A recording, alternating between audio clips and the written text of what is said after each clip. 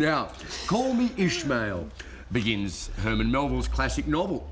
Moby Dick, the fictional account of Captain Ahab's hunt for the great white whale, has gripped our imagination for almost 200 years. But the book was actually based on a true story. Yeah, in 1820, a sperm whale attacked a whaling ship and left its crew adrift in the ocean. That story has been brought to life by Aussie superstar Chris Hemsworth. Jabba crossed oars with him this week. He joins us now. Was it smooth sailing, Jabs? Well, what a delightful, handsome, charming young man Chris Hemsworth is. And it was a delight to catch up with, as I like to think of him now, Thor with an oar. I think that's a cue to run a little bit of the clip, is it not? Sailing off the edge of the earth. All hands on deck! But we were headed for the edge of sanity.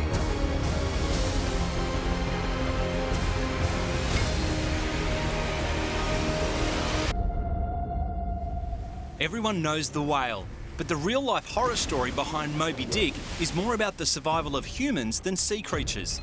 It was a tale our own Chris Hemsworth was eager to get on board. Every great actor needs a role in the sea, whether it's Dreyfus in Jaws, Clooney in The Perfect Storm, Russell in Master and Commander and Noah.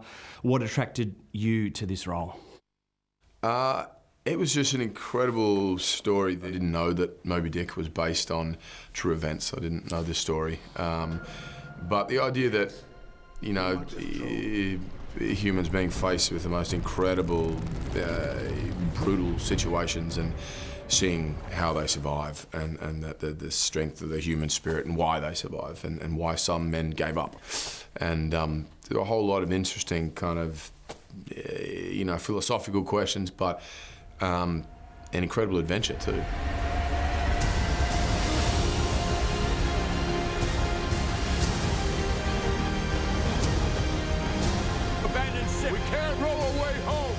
In the heart of the sea is a change of pace for Chris, who's taken time out from hammering bad guys on Asgard to getting a hammering himself on the high seas. And in the meantime, his brother is threatening to steal Thor's thunder.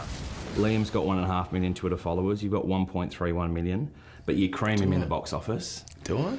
Yep, and on Rotten Tomatoes. Oh, got a jeez. bit of higher aggregate. Is the Hunger Games bigger than the Avengers, or is he just a better tweeter? Oh, I don't know. He's been at the tweet or the Instagram a long time. I'm still on the fence about all of it. So, I don't know. We were directly kind of those films competing in the last round, I think. We're in a, you know, off in the distance at the moment. And Sucked In Liam, it's the last one, whereas Thor, mate, it's going to keep going. 3 more. But go and see this first. Absolutely, it's a great Don't see film. Liam's film. To prepare for the role, Chris and his crewmates essentially starved themselves on a diet of 500 calories a day. There's 2 big parts to the film, obviously the action that kind of kick-starts it all. Well, there's also you up a ladder, hammering in some tiles, which is nice, hark back to your building days. And then there is, for me, the film really started when it all goes to hell in a handbasket. Yeah. We tried to shoot it in sequence and we were fed at that beginning of the film, you know, basically. So there was a whole lot of brain chemistry that was balanced at the beginning and during that period you're talking about, where it was just practicality and it was about egos and personalities, and then they're lost and everything stops, and we also our diets changed. And that was my favourite part of the film too, was once they had to sort of strip away all the garbage and go, okay, well, what are we doing? Why are we here? How are we going to get out of this? You know, are we going to survive? Say you're scared! Say it! So I live and breathe. He's mine.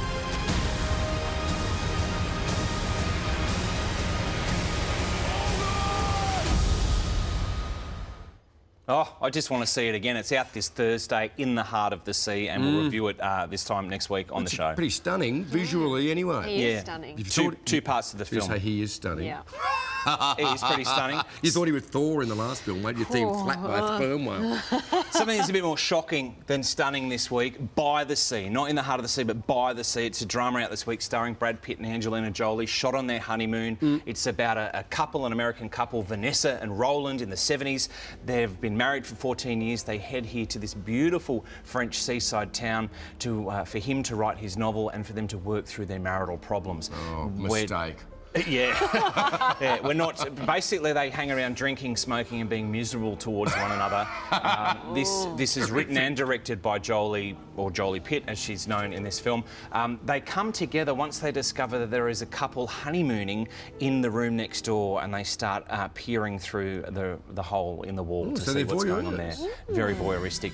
This is going to delight fans of the couple. I think, you know, hardcore celebrity fans and people that like that style of art house cinema. For me and poor Mel, who I took my wife, she was asleep, dull and pretentious with flashes of brilliance. She was like, why didn't you take me to see The Hunger Games? This is rubbish. It is voyeuristic, though, to see them on screen together, though. I like that element. I might go see that because of that. All right, final movie, Creed.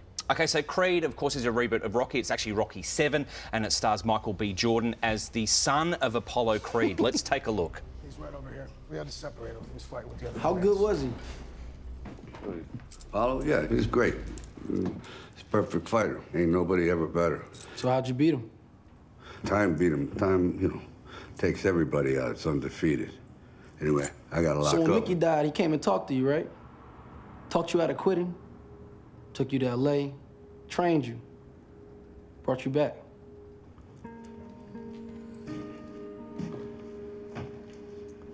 How do you know all this? How do you think? What are you, like a cousin? He's my father. Boom! The illegitimate child of Apollo Creed. A punchy crowd pleaser to delight Rocky fans. 3.5 stars. The chemistry between Stallone and Jordan is sensational. Oh, really? Definitely Terrific. worth seeing We're that. going to see Rocky 33 in a third soon. I think they're just going to keep going. Yeah. Now that they've breathed fresh life into it with a young black boxer. I stopped watching after Burgess Meredith died. He was always the harder Rocky for me. You gotta get out there, you gotta kill him, you never give up. Round 10, he slams you to the canvas. Round 11, you slam him. Maybe this will bring you back to the Rocky I hope family. so. I hope so. Oh, Yeah. thank you, Jack. Thanks, guys. Cheers. Can you do